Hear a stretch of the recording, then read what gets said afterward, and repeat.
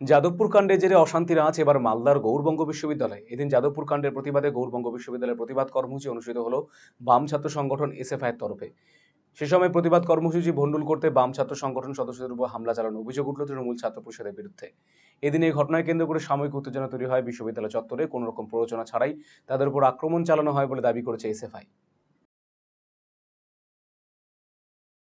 আমাদের এসএফআই এর ডাকে গোটা রাজ্যে আজকে বিশ্ববিদ্যালয়, পার্টিকুলারলি বিশ্ববিদ্যালয় ছাত্র ধর্মঘট ছিল।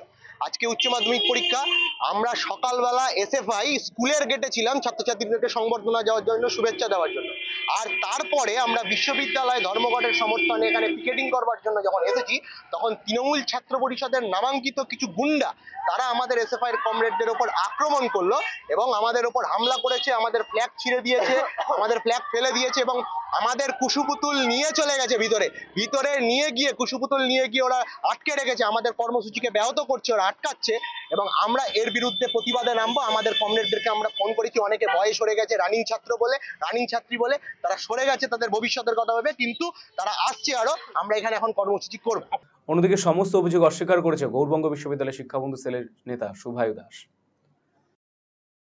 গন্ডগোল হয়েছিল এখানে।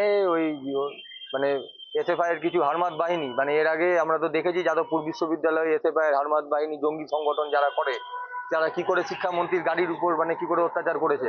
তারা আজকে মানে আমরা যেহেতু মানে একটা হচ্ছে প্রোটেস্ট র্যালি করছিলাম, সেই র্যালির সুযোগ নিয়ে ভেবেছে মনে হয় আমাদের র্যালি এখানে শেষ হয়ে গেছে।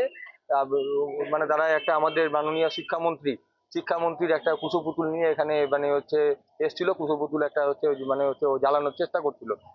সেই সময় আমাদের হচ্ছে বিশ্ববিদ্যালয়ের যারা রয়েছে, মানে তৃণমূল ছাত্র পরিষদের যারা রয়েছে, মহিলারা যারা রয়েছে, তারা তখন তাদেরকে যখন মানে হচ্ছে করতে বাঙালিতে যখন যায়, তখন তাদের মধ্যে কিছু ছেলে পেলে মানে তাদের উপর মানে হচ্ছে চড়াও হয়। সেই চড়াওয়ে একটু মানে হচ্ছে বাকবিতণ্ডা ঘটে।